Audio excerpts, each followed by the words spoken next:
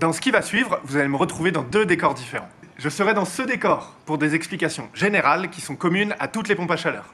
Et dans ce décor, quand je vous ferai des explications spécifiques à votre machine. Laissez-vous guider, vous êtes au bon endroit pour comprendre le fonctionnement de votre pompe à chaleur. Pour vous expliquer comment fonctionne votre chauffage, je vais vous le faire en 4 points. Dans le premier point, je vais vous expliquer l'emplacement et le fonctionnement du thermostat. Dans le deuxième point, je vais vous expliquer comment remplir en eau votre système de chauffage. En point 3, on verra comment régler son collecteur de plancher chauffant. Et en point 4, si vous avez des radiateurs, je vais vous expliquer comment les purger. Avec ces 4 points, vous saurez faire fonctionner votre chauffage. C'est parti pour l'explication de vos thermostats Atlantic. Votre chauffage fonctionne grâce à des thermostats. Je vais vous expliquer le fonctionnement des thermostats et leur emplacement dans la maison.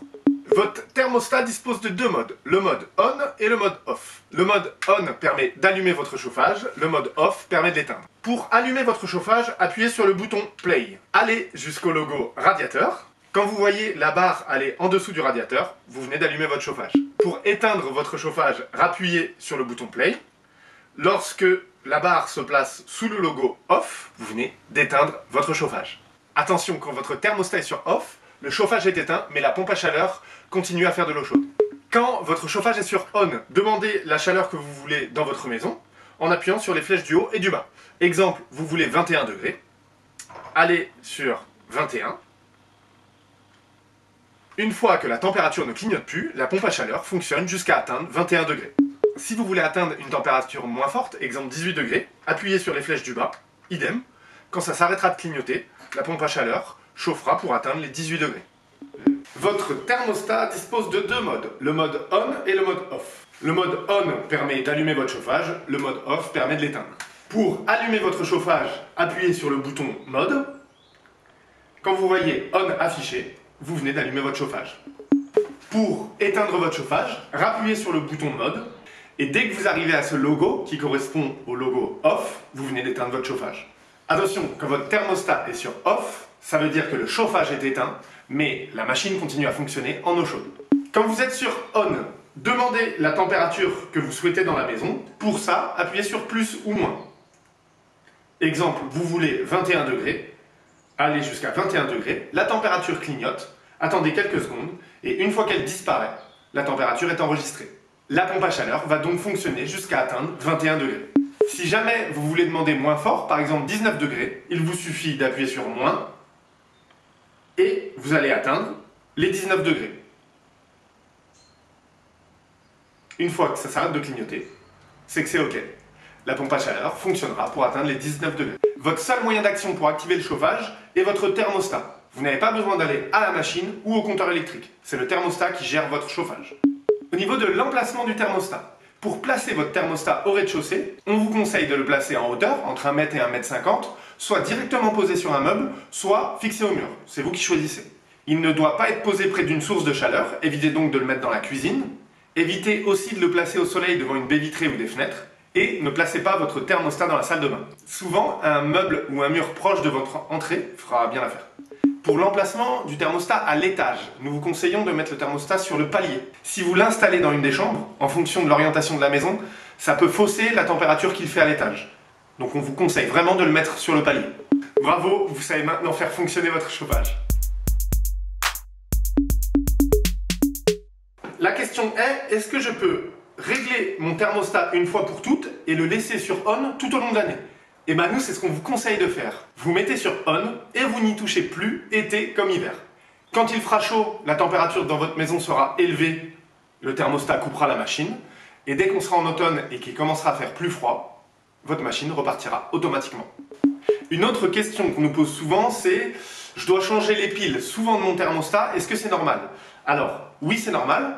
Si vous les changez au moins une fois par an, il n'y a rien d'anormal, car le thermostat il communique en permanence avec la pompe à chaleur. C'est pour ça que les piles ont tendance à s'user assez vite. Ok, maintenant je vais vous expliquer comment remplir en eau son installation de chauffage. Déjà, il faut bien comprendre que votre chauffage fonctionne grâce à de l'eau contenue dans votre plancher et il faut une certaine pression d'eau pour que la pompe à chaleur fonctionne bien. La pression à atteindre est entre 1,5 et 2 bars. Vous pouvez lire votre pression d'eau directement sur la machine ou quelquefois il y a un manomètre, ou sur la machine, ou sur l'installation avec les tuyaux. Sur cette machine, le manomètre est numérique. On lit 1,3 bar en pression d'eau dans la machine. Sur votre pompe à chaleur Atlantique, vous pouvez lire la pression d'eau dans votre chauffage au niveau de votre manomètre qui est directement installé sur votre machine. Le manomètre de pression se trouve juste ici. C'est un manomètre à aiguille. Sur cette installation, on peut lire une pression d'à peu près 1,2 bar. Naturellement, la pression d'eau de votre chauffage va avoir tendance à baisser. Il faut donc que vous remettiez de l'eau manuellement. Je vous montre tout de suite comment faire. Sur votre installation de chauffage, vous avez ces deux vannes et cet organe de remplissage. Pour remplir en eau, vous allez avoir deux actions à faire. Ouvrir une première vanne à fond et ouvrir la deuxième tout doucement. Pour ouvrir la première vanne, vous ouvrez celle que vous le souhaitez, vous la bougez d'un quart de tour pour l'ouvrir à fond. En fonction de votre installation, vous aurez un quart de tour à faire vers le haut, vers le bas, à gauche, à droite. Pour la deuxième vanne, vous devez l'ouvrir délicatement. Vous entendrez alors un bruit d'eau qui signifie que vous remplissez votre installation. Vérifiez alors votre pression de chauffage, vous devez atteindre entre 1,5 et 2 bars. Ici je suis à 1,7. J'attends un peu pour monter jusqu'à 2. Je vais donc refermer mes vannes. Une fois que vous avez fini de remplir, vous refermez les deux vannes. La manipulation pour remplir en temps réel, j'en ouvre une à fond, une tout doucement. Je vais vers ma machine, je regarde que j'atteins bien 2 bars. Une fois que j'ai atteint 2 bars, je referme. C'est aussi simple que ça. Félicitations, vous savez maintenant remettre de l'eau dans votre chauffage. Si vous n'avez plus de pression, la machine va simplement s'arrêter de fonctionner, c'est une sécurité. Donc si jamais vous avez froid chez vous, la première chose à vérifier, c'est que votre machine est bien en pression d'eau, on est bien entre 1,5 et 2 bars. Si vous oubliez de fermer les vannes lorsque vous remplissez, mais ça n'arrivera pas, j'en suis sûr, vous ferez attention, eh bien, ce qui va se passer, c'est que la machine va monter en pression, il y a une soupape de sécurité qui va s'enclencher, elle fait beaucoup de bruit quand elle s'enclenche, donc vous serez averti qu'il faut refermer les vannes. La question qu'on nous pose, c'est de savoir si c'est normal de remettre souvent de l'eau dans l'installation. En moyenne, si vous remettez entre 4 et 5 fois un point d'eau dans l'installation, c'est normal. Si jamais vous mettez plus d'eau que ça, par exemple remettre de l'eau toutes les semaines, là je vous conseille de faire passer un technicien pour qu'on vérifie votre installation. Maintenant, suivez-moi, on va voir comment régler un collecteur de plancher chauffant. Lors de la mise en service, les techniciens ont pré-réglé votre plancher chauffant.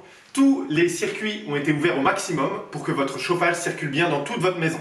Nous vous invitons à ne pas toucher à ces réglages si votre chauffage fonctionne bien chez vous. En revanche, si vous ressentez des problématiques de confort par rapport à votre chauffage, vous devez régler votre collecteur de plancher chauffant. Vous pouvez diminuer, augmenter ou arrêter le chauffage dans certaines zones. Par exemple, certains préfèrent dormir dans des chambres où il fait plus frais la nuit. Il faudra alors régler son collecteur. Chaque pièce ou zone de votre maison est repérée par un chiffre. Reportez-vous au plan de calpinage pour savoir quelle pièce de votre maison correspond à ces chiffres.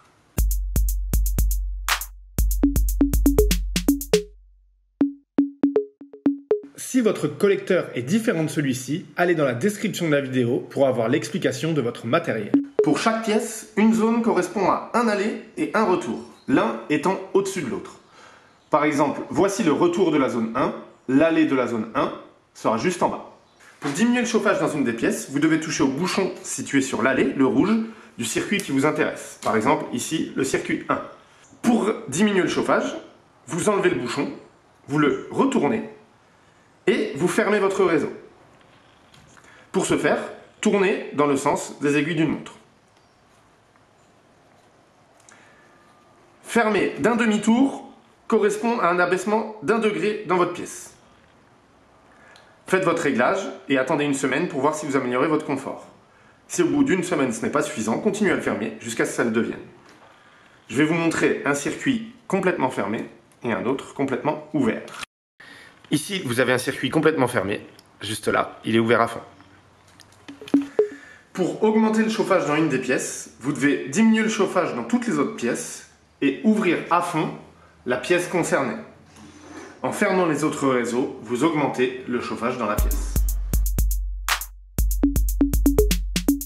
La question est de savoir si on peut régler la température exacte pièce par pièce. Non, c'est pas la fonction d'un plancher chauffant. Le but d'un plancher chauffant, c'est d'amener une température homogène dans toutes les pièces de la maison. En revanche, comme je viens de vous le montrer, vous pouvez abaisser la température dans certaines pièces.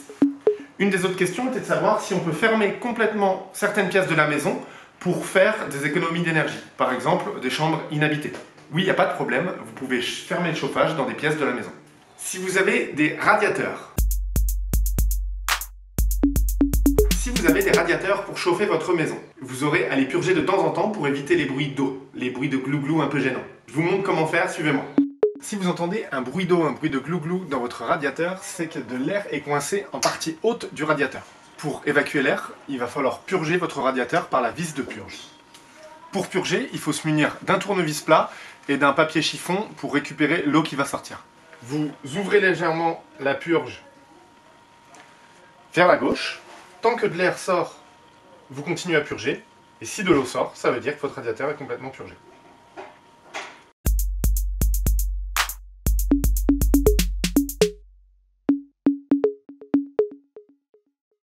Alors, on nous pose souvent des questions au niveau des radiateurs. Par exemple, mon radiateur est plus chaud en partie haute qu'en partie basse. Est-ce que c'est normal? Alors oui, c'est normal. L'eau, quand elle circule dans votre radiateur, elle diffuse sa chaleur dans la pièce. Donc c'est normal d'avoir une légère différence de température entre le haut et le bas du radiateur. Une autre question, certaines personnes trouvent leur radiateur pas très chaud, même plutôt tiède, et ils se demandent si c'est normal. Alors oui, c'est normal, car nous installons des radiateurs basse température. C'est des radiateurs qui ne sont pas dimensionnés pour fonctionner avec de l'eau très chaude. On envoie de l'eau à moyenne température pour vous faire des économies d'énergie. En revanche, si vous constatez des problématiques de confort parce que vous n'avez vraiment pas assez chaud dans vos pièces, n'hésitez pas à nous appeler, on passera voir les réglages de la pompe à chaleur.